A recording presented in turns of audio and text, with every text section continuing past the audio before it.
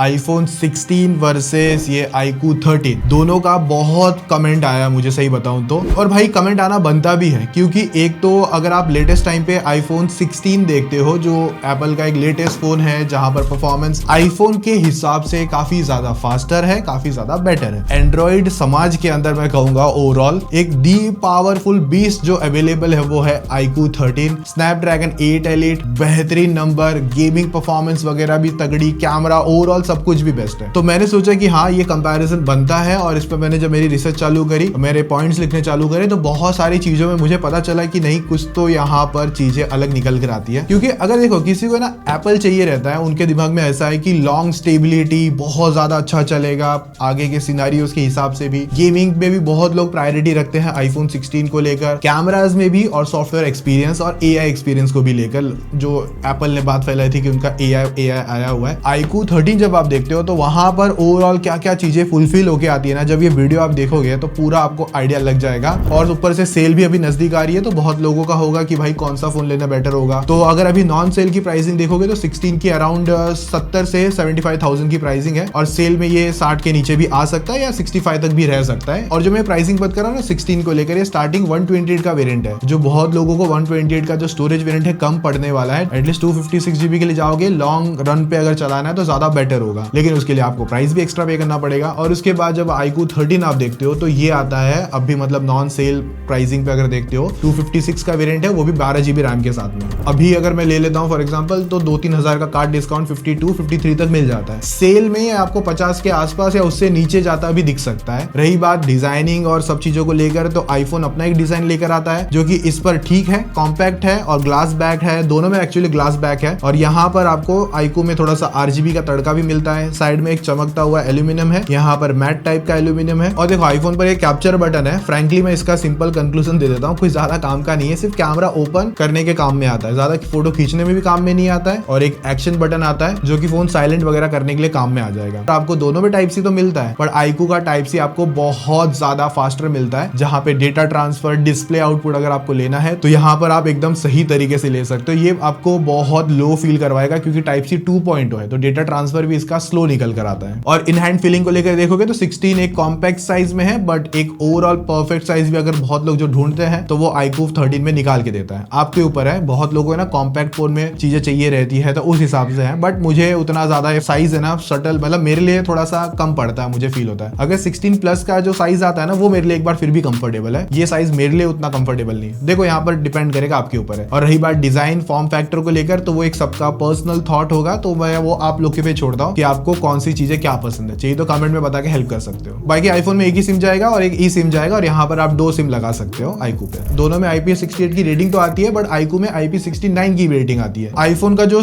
Display है ना वो स्क्रैच प्रूफ बहुत है, तो टेम्पर्ड मस्ट है। और यहाँ पर है डिस्प्ले, लेकिन इस पे स्क्रैचेस के इतने ज्यादा इश्यूज नहीं है। और देखो मैं चीजें सिंप्लीफाई रखूंगा, आईफोन बोलूंगा या फिर iQOO बोलूंगा, ज्यादा बार बार भी 13 और 16 करके कंफ्यूज नहीं करूंगा। बाकी दोनों में अपने कलर ऑप्शन निकल कर आते हैं, वो अपने पर्सनल चॉइस है जो आपको सही लगे। परफॉर्मेंस को लेकर बात करते हैं, मेरा जो टारगेट होगा सबसे पहले परफॉर्मेंस को लेकर जान लेते हैं कौन सा आगे पीछे है। आईफोन देखते हो ना तो ये आपको एप्पल की A18 बायोनिक चिप के साथ में आता है। iQOO में आपको 2 प्रोसेसर मिलते हैं, एक तो आपका निकाल के देता है यहाँ पर स्नैपड्रैगन 8 एलिट जो एंड्रॉइड में और इवन इससे फास्टेस्ट देखने मिलता है, और एक आता है सुपर कंप्यूटिंग चिप Q2 जो आपको गेमिंग में हेल्प करवा के देगा, जो क्या है मैं आपको आगे बताऊंगा, जिसकी वजह से आप बेसिकली 144 हर्ट्ज की गेमिंग कर सकते हो। बाकी LPDDR5X की रैम है। स्टोरेज टाइप यहाँ पर NVMe है आईफोन पर, और UFS की स्टोरेज यहाँ पर आपको iQOO में मिलती है जो 2 फास्टेस्ट है इसके हिसाब से। तो बैटरी का नंबर देखोगे तो iQOO में आपको 6000 mAh की बैटरी मिलती है, और आईफोन पर आपको 3561 mAh की बैटरी निकाल के देता है। बाकी मैगसेफ आईफोन पर है,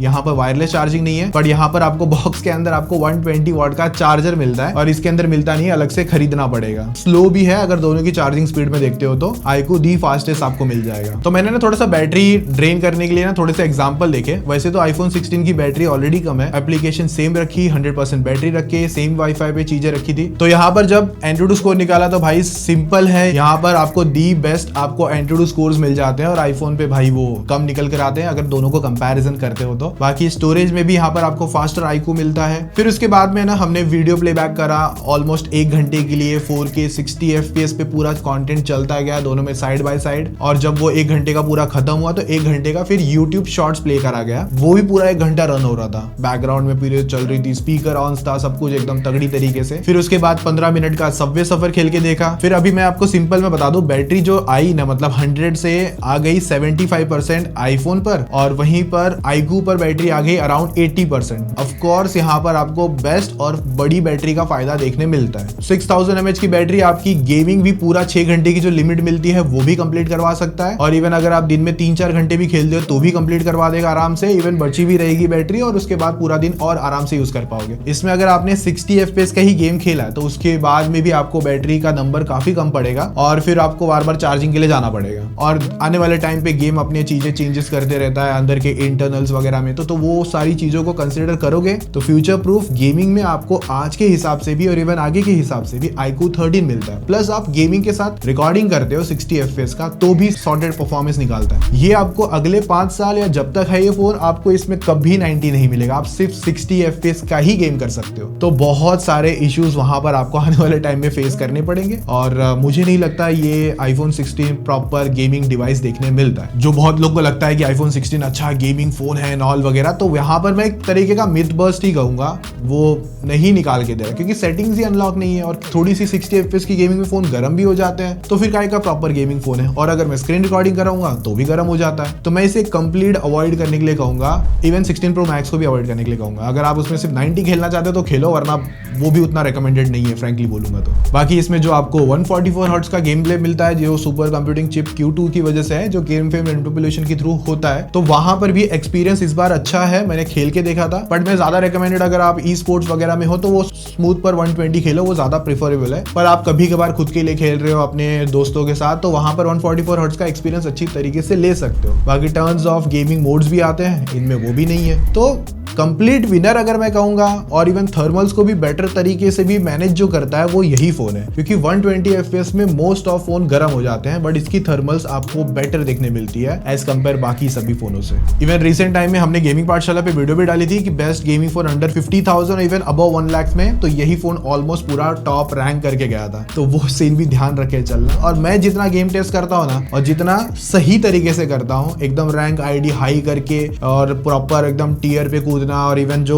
इवेंट्स वगैरह पे कूद के जो एक्सपीरियंस है, और एक दिन का एक्सपीरियंस नहीं है भाई, मैं बहुत गेम खेलता हूँ, मुझे पता है, तो मैं उस हिसाब से आपको पूरा वर्डिक समझा सकता हूँ। तो हाँ, iQOO 13 आपको गेमिंग प्रूफ प्रॉपर फोन दिखने मिलता है। बाकी नेटवर्क कनेक्टिविटी में ऑलमोस्ट दोनों में सही अच्छे नंबर आते हैं, बट ब्लूटूथ थोड़ा लेटेस्ट है iQOO के अंदर, और इवन 360 बैंड आपको NFC मिल जाता है iQOO में। VNR सपोर्ट्स हो गए। इवन यहाँ पर आईफोन्स में आपको थोड़ा सा नेटवर्क इश्यूज भी मिलेगा, जैसे कि ये रूम थोड़ा सा अंदर की तरफ है, तो यहाँ पर अगर 4 डंडियां आती है या 3 डंडियां आती है, तो इसमें 5 डंडियां आती है। सेम वाईफाई में भी कनेक्टिविटी अच्छी तरीके से लाके देता है। बाकी सिक्योरिटी में आईफोन पर आपको फेस आईडी मिलता है, जो कि ठीक है, जिसको पसंद है, जिसको नहीं है वो अपनी मर्जी है। जिसकी वजह से एक डिस्प्ले पर बहुत बड़ा टीका भी मिलता है, एक तरीके का नॉच, या नॉच नहीं, जो भी उनका फेस आईडी डायनेमिक आइलैंड जो कहते हैं वो मिलता है। एक तो ऑलरेडी डिस्प्ले छोटी है, पूरा ऊपर का पैनल भी खा जाता है। और iQOO में आपको एक छोटा सा पंच होल है, लेकिन आपको इसके अंदर 3D अल्ट्रासोनिक फिंगरप्रिंट सेंसर मिलता है, जो कि भाई लेटेस्ट है, फास्ट है और रिस्पॉन्सिव है। बाकी डिस्प्ले की बात करते हो तो साइज में यहाँ पर आपको iQOO बड़ा साइज मिलता है, और 120 हर्ट्ज का पैनल है, जबकि ये 60 हर्ट्ज पैनल है।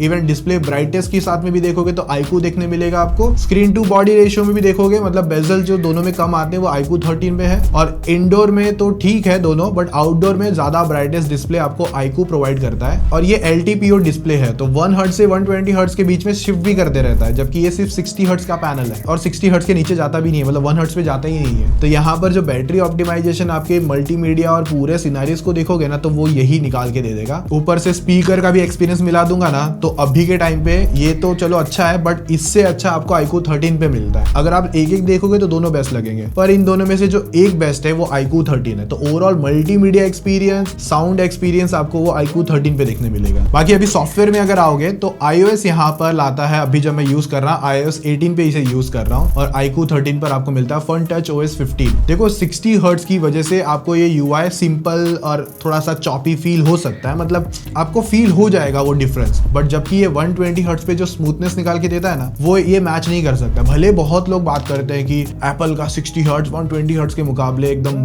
अच्छा लगता है, कि नहीं भाई, ये सब कही बातें हैं, मतलब जो बोलते हैं ना रीलर्स लोग जो बात करते हैं वो बातें हैं, ये कोई टेक्निकल बात नहीं है। फ्रैंकली बोलूंगा तो टेक्निकल बात में यही है कि 60 हर्ट्ज है, मतलब वो वाला बात आता है ना, बौना आखिर बौना है तो देवता आखिर देवता है, चाहे वो कुएं की गहराई में क्यों ना, वो वाला बात है।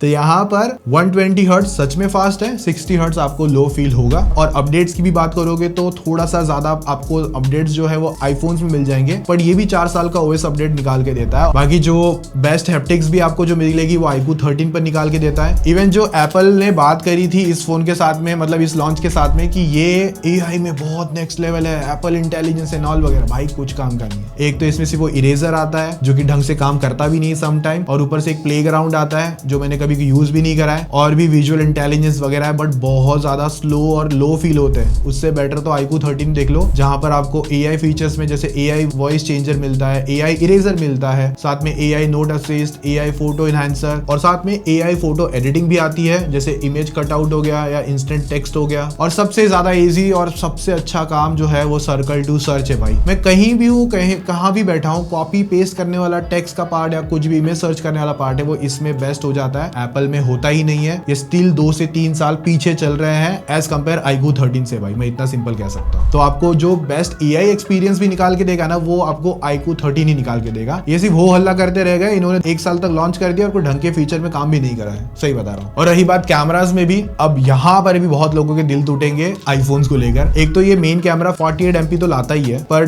दूसरा 12 MP अल्ट्रा वाइड है। पर एक बार iQOO को देखो, आपको मेन 50 MP, फिर ऊपर से आपको 50 MP का पोर्ट्रेट लेंस के साथ में देखने मिलता है, इवन 50 MP का अल्ट्रा वाइड भी मिलता है, और सेल्फी 32 MP, जबकि ये 12 मेगापिक्सल्स। तो नंबर्स में तो भाई सिंपल विनर iQOO है। अब मैं अगर रियलिटी को लेकर बात करूं तो अगर आपको सेल्फी के, मैं सबसे पहले बता दूं, अगर आपको पीली थोड़ी सी डिटेल लॉस फोटो पसंद है तो वो आप आईफोन पे जाके देख सकते हो। पर अगर आपको एक अच्छी सेल्फी, पोर्ट्रेट्स, जो डिटेलिंग, इवन पोर्ट्रेट फ्रंट में जो चाहिए वो आपके पास iQOO निकाल देता है। तो परफॉर्मेंस के साथ कैमरा भी अच्छा काम कर लेता है। और अगर जब मेन कैमरा की बात करते हो तो ओवरऑल जब सिनारियोज में फोटोज आती है, सेम पीली कभी कभार और इवन थोड़ी सी काली पीली फोटोज भी होती है, जो अच्छा नहीं लगता है लोगों को। जो अच्छा लगता है जैसे कि एक अच्छी पॉपी फोटो कलर्स के साथ में, even ready to social media upload वाली फोटो, वो iQOO 13 पे मिल जाती है यार। इवन पोर्ट्रेट देखो एक बार, जो फेस पे डिटेलिंग है, एनहांसमेंट है, और इवन जो HDR कंट्रोल्स है, और साथ में जो लोगों को पसंद आती है, इवन डिटेलिंग में, इवन आपको पोर्ट्रेट्स में अच्छे खासे चेंजेस करने मिल जाते हैं, बैकग्राउंड ब्लर में भी चेंजेस अच्छे खासे मिलते हैं। तो भाई क्लियर विनर अगर मैं सैंपल सिंपल में दिखा दूं, ज्यादा ना दिखा के भी थोड़े भी दिखा दूंगा ना आपको, तो वहां पर इवन आपको iQOO 13 बेटर लगेगा। इवन जो लो लाइट में भी विन कर जाएगा ना, बहुत टाइम पे वो iQOO 13 निकाल के दे देगा। और वीडियो रिकॉर्डिंग की बात करोगे तो दोनों 4K 60 रिकॉर्ड तो कर सकते हैं, बट 8K 30 FPS आप iQOO में शूट कर सकते हो। हालांकि 8K 30 बहुत रेयर सिनारियो में कोई यूज करता भी होगा, आई डोंट नो कौन करता है, बट ऑप्शन तो है। और जब 4K 60 की बात करूंगा तो यहाँ पर देखो थोड़े पॉइंट्स डेफिनेटली आईफोन के पास जरूर जाएंगे, क्योंकि हाँ ये थोड़े बेटर निकाल के देता है अच्छी लाइटिंग कंडीशन में, बट यहाँ पर भी आप इसकी स्टेबिलिटी 4K 60 का आउटपुट देखते हो तो वो भी आपको निराश नहीं करेगा। इवन सेल्फी में भी आपको iQOO निराश नहीं करेगा। आईफोन तो है अपना, बट यहाँ पर भी आपको वो चीज का लैकीनेस देखने नहीं मिलेगा। सो अगर मैं फाइनल चीजें कंक्लूड करूँ ना, तो देखो आईफोन कहाँ पे विन किया, बस इसके टीके के लिए। मैं अगर आपको बता दूं, अच्छी खासी परफॉर्मेंस अगले 4-5 सालों के लिए भी, अगर गेमिंग के हिसाब से भी देखते हो, ओवरऑल चीजें देखते हो, इवन UI में फास्टर एक्सपीरियंस, बैटरी, चार्जिंग, जो आपको अच्छी प्राइसिंग में प्रीमियम ऑफर्स कर देता है, वो iQOO 13 है, क्लियर विनर निकाल के देता है। और iPhone 16 जो मैं छोड़ सकता हूं, जो कि है सबसे मेजर पॉइंट्स, AI ढंग का नहीं है, इसकी बैटरी परफॉर्मेंस थोड़ी आती है, UI एक्सपीरियंस लैगी लगता है बिकॉज ऑफ 60 FPS और बड़ा डायनेमिक आइलैंड, उसकी वजह से मैं ये फोन स्किप कर सकता हूँ और नहीं देखता मैं उस हिसाब से। ये मेरे थॉट्स थे जो मैंने आप लोगों के साथ डिटेल टेस्टिंग में बताया, और आप में से बहुत लोग कमेंट करके पूछ भी रहे थे iQOO 13 वर्सेस 16 का कंपैरिजन बनाओ, क्यों अलग आता है, गेमिंग किसकी ज्यादा बेटर है, वो सारा एक्सपीरियंस आप एक बार बता दो वीडियो में करके। तो भाई ये थे सारे पॉइंट्स, और आने वाले टाइम पे जब सेल आएगी ना, तो भी यहाँ पर आपको one of the best fastest gaming phone देखने मिल जाएगा, और इवन परफॉर्मेंस भी, और इवन ओवरऑल यूजर अगर आप गेमिंग नहीं भी ढूंढ रहे हो तो वो आपको iQOO 13 पूरी चीजें प्रोवाइड कर देता है। अब इसके लिए जो लोग स्टिल कमेंट में बोलेंगे ये आता है वो आता है, ठीक है भाई आप खरीद लेना, आपको जैसे भी सही लगे देख लेना, उनसे मैं नहीं भिड़ रहा, मैं मेरा पॉइंट शेयर कर रहा हूँ, बस मैं सीधा ही बात बता रहा हूँ। बाकी डिटेल अच्छी लगी है और कोई कंपैरिजन चाहते हो iQOO 13 वर्सेस समवेयर कुछ और कुछ ऐसा या लॉन्ग टर्म डिटेल रिव्यू वापस कुछ, क्योंकि हमने बहुत पहले एक बनाया था, वापस कुछ चाहिए तो बता देना। और अगर आपको iQOO 13 और परचेज करना होगा मैं आपको बेस्ट बता दूंगा, यहीं पे कॉर्नर पे लिंक्स वगैरह कुछ पॉपअप होता है ना, वहां से आप जाके देख सकते हो। बाकी वीडियो अच्छी लगी है लाइक कर देना, चैनल सब्सक्राइब कर देना। मिलते रहेंगे यार ऐसी और तगड़ी डिटेल रिव्यूज के साथ ही साथ, तक मजे मारो, टेक केयर, बाय बाय।